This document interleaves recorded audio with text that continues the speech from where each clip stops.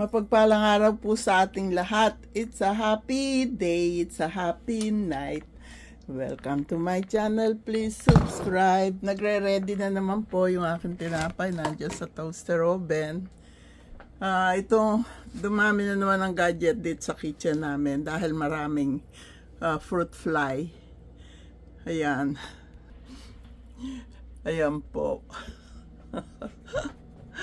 Ayan pa yung isa. Kakaloka.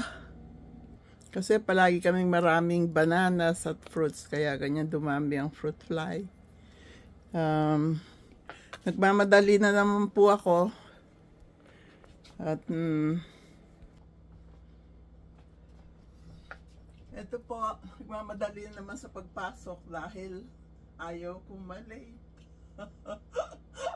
Palagi ako maaga ngayon, mas gusto nila, masaya sila. Naisip ko po, habang nandito ako, doon na muna ako sa kanila kasi naawa po ako doon sa mga bata. Itong mga magulang na ito, sila sumusunod sa gusto ng anak. Kaya nahihirapan sila. Pag nasa akin naman yung mga bata, masaya sila. Naisip-isip din nila na mali sila sa ginagawa sa akin. Certified daycare provider at baby nurse. Ginagawang housekeeper. Yung housekeeper nga nando kahapon, kinukwento ko sa kanya, tawa siya, tawa lang kami ng tawa. Sabi niya sa akin, be careful, she's watching you through the cameras. Sabi ko, I know that. Wala naman po siya mahuhuli sa akin na ako'y tamad-tamaran. Wala. Kaya, okay po ako. Kasi naisip ko, walang saysay na ako'y nakikipag-argue pa sa kanila. Pinagsasabihan ko sila. Ganun pa rin po sila ginagawa nila. Kasi nga, wala silang, hindi kagaya ko. Ilan ang anak ko. Napalaki ko lahat mag-isa. Napag-aral, nabigyan ng magandang kinabukasan. Basta po katulong nyo si God, wala pong magiging mali. Lahat iaayos niya, bibigyan kayo ng daan. Kaya yung plano ko po dyan sa Pilipinas, panayatiin ko sa oras 6:55 na po. Itutuloy ko po yon. Yung bahay ko, napakaganda ngayon. Ang roof, makikita nyo, red na red. Hindi kagaya ng mga kapitbahay namin at napakapulido po nung ginawa nung contractor ngayon. Siya na rin po ang paggagawain ng bahay ko dyan. Pagka po yung ayos na lahat, may pera na, hindi man po mabili ang bahay na yan, siguro magiging rest house namin dahil tahimik po. Malapit pa kami sa subdivision ni Coco Martin, nakapag-duet ako sa kanya. Ito pong bahay na ito, dito po kukunin yung gagastusin dyan sa Pilipinas. Mas malaki po ang equity namin dito kaysa doon sa bahay sa Pilipinas. Ako po nangihinayang. Basta nasa isip ko lang, bahala si God. Siya may plano nito, hindi ako. Idinidirect lang niya ako at pinakikilala yung mga tamang tao sa akin. Kayo, binigay ko yung lahat ni God sa akin. Thank you sa pagiging pagtityagaan nyo sa akin. Masaya ang puso ko, nandito kayo lahat at mahal na mahal ko kayong lahat. Kaya gagawin ko ang lahat para hindi matigil po pamimigay. Kasi itong trabaho ginagawa ko ngayon sa kanila, sanay na ako. Kahit may mga pinagagawa pa sa akin trabahong bahay. Yun nga lang talagang akyat, baba. Lumalakas naman po ako. Kaya pinag-isipan ko po lahat yan. Kasi kung maghapon naman, uupo lang ako kagaya ng ibang mga trabahong makukuha ko. Lalaki dyan ko, tataba ako, ihina. Dahil napakagaang, lalo na ang baby nurse. Napakagaang, pero napakasaya ng maging baby nurse. Kaya, ayun po, nagpasya ako kahapon. Sabi ko, God, please help me with this. What could I do? There are some job offer for me, but yung pong mga bata, yung po ang dahilan ko, kaya ako mag-i-stay sa kanila. Kaya, hi honey, good morning. Good morning. How did you sleep last night? Pretty good. I'm videoing. Say hi to our subscribers. Salamat.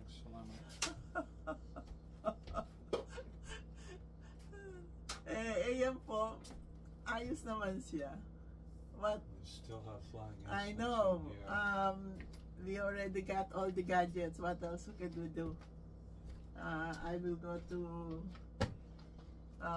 Home Depot to get spray. Okay. I will spray them. Okay. Yes. Sounds like a plan. Okay, yun po. Mas malaki po ang equity dito sa bahay namin dito sa Maryland kaysa sa bahay sa Pilipinas. We have a good equity in our house here, right, honey? Yeah. Yes. Masaya din po siya sa plano ko. Dahil, siyempre, kasama siya. Iiwan ko ba siya sa mga kapatid niya? What's for my tripod there, honey? Okay. Kaya ganun po. At malilibang siya doon. Magkakaroon kami ng koi pan, ng tilapia, at nung araw, hindi ko na ikukwento pa sa inyo, si Edison, hinukay yung likod bahay namin sa Merville. Naglagay siya doon ng, ewan ko, hipon ba o tilapia. Nawawala. At saka naglagay din po siya ng manukan sa likod bahay namin. Ang lakas sa kuryente. Pero masaya naman. At may bakery din po ako doon. Dalawa naging bakery ko sa Tansa. At okay naman po pareho. Nabuhay ko yung mga anak ko, ng pag-aaral ko. Pero hindi po ako masyahan. Kaya nag-tour po ako dito sa Amerika. Tatlong beses po ako na-deny. Yung pang-apat, nabigyan na rin ako kasi matigas ang ulo ko, makulit ako. Ganun po, kailangan talaga maging makulit tayo minsan. Kaya, yun lang po ang plano ko sa ngayon. Makikita nyo yung bubong ng bahay. Ang ganda-ganda. Tapos yung terrace, pinalawitan pa ni, ni paring Nitoy. Nakikipari na din kila Jenalyn. Sabi ko, Jenalyn, may malaking project yan. Baka yan hulog yan. Magtali siya. Hindi rin po nagtali. Kasi nagustuhan ko po yung gawa niya, pulido. Kahit na sa video ko lang nakita. Ibang-iba po doon sa bubong ng aming mga kapitbahay. Kahapon may tinulungan din sila yung katapat bahay namin dahil nung umulan, tumulo. Nilinis yung alulod. Ako, hindi nalinis yung alulod kaya kumalat ang tubig. Ayun, brand new roof. Pati terrace. Brand new terrace po. Nakaporma na ngayon yung mga bakal. Ayos na. Ilalagay na lang bukas yung pinakamatibay daw na plastic na polycarbonate ba yun? O ano? Pinakamatibay po yun. Kaya excited na rin ako. At hulaan nyo kung anong kulay ang pinili ko para sa aming rooftop terrace. Yay! Hulaan nyo, mag-comment kayo. Are you finished your breakfast? No, honey, I'll just take it with me. It's 7:02 already. I need to hurry up here and leave. I don't wanna be late. No, you don't. Yes, of course. I don't wanna be late. Okay, honey, I love you. I'll see you in the afternoon, okay? Good luck to your therapy. Yes, indeed. Okay, God bless us. Indeed. Kaya, yun lang po. Ligas na sa akin yung pagkamasayahin. Pagdating ko sa trabaho, pagbukas ko ng pinto, Good morning everyone! How is everybody? Masaya. Tapos pupuntahan na ako ni Sophie, pati si Levi, pupuntahan na ako. Ayun na, mag-uumpisa na yung araw kong ganon. Sa akin, walang iyak-iyak. No cry. Puro masaya. Si Levi kahapon, iyak nang iyak sa loob. Nilabas ko, nakakita kami ng yung kapitbahay nila, yung aso si Bella, nilaro namin. O yun, masaya na siya. Ganun lang. Pasayahin lang natin ang ating buhay.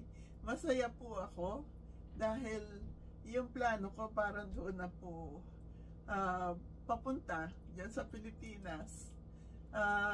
Kasi ngayon parang nangihinaya ako benta yung bahay ko dyan. Ang ganda-ganda. Kaya lang yung closet maliit. Pero magpapatayo ako ng malaking bahay. Magagawin lang namin yung rest house. Kasi yung bahay ko at saka yung restaurant magkatabi. Kung naiingayan ako, dyan muna ako matutulog. Kasi kahapon, parang narinig ko, yun lang naman pong, di ba minsan nakakarinig tayo ng nagsasalita. Ang sabi sa akin, kung napapagod ka na, magpahinga ka, pero huwag kang susuko. Yun po, nagpalakas po ng loob ko, yung determination ko, ang nag-alab ang puso ko sa mga pangarap ko, hindi ako bibitaw. Kaya lang pinaghahandaan ko, yung sasabihan ko sila na kami ni Ron ay magre-retire sa Philippines, magtatayo ako ng business doon. Sasabihin nila niyan, siyempre malulungkot sila at sasabihin nila, kaya mo ba? Nagkaroon nga akong 2 bakery nung araw, kinaya ko eh. Diba? Mabait si God. God is great all the time. I love you, God. Siya po lahat ang katulong ko sa lahat ng naging buhay ko dito sa Amerika dahil nung bagong dating ako dito, 4 na bata ang inaalagaan ko. Kasi pag bago ka dito, wala ka pang papel, mahirap maghanap ng trabaho. Mga spoiled na bata. At yung ina, sabi ko, bili mo nga ako ng map. Sabi sa akin, no, you need to kneel down the floor to clean, you need to kneel down to clean my floor.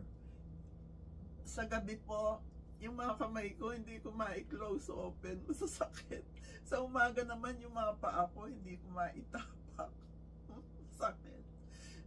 Marami po akong hirap na pinagdaanan dito, pero sa tulong ni God, narausan ko po lahat.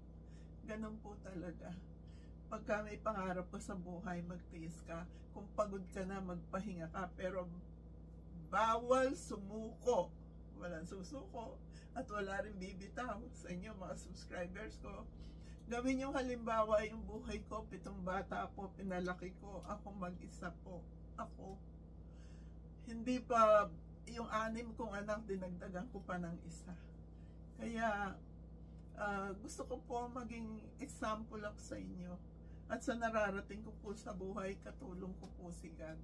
Ngayon kayo na yung mga prayers nyo. Kaya happy day, happy night, happy life, happy, peaceful, healthy, and blessed world to all.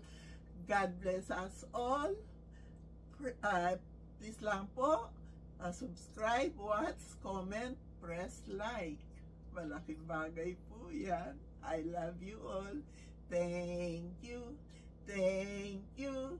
You're so very kind to us. Thank you. I love you all. Please press like.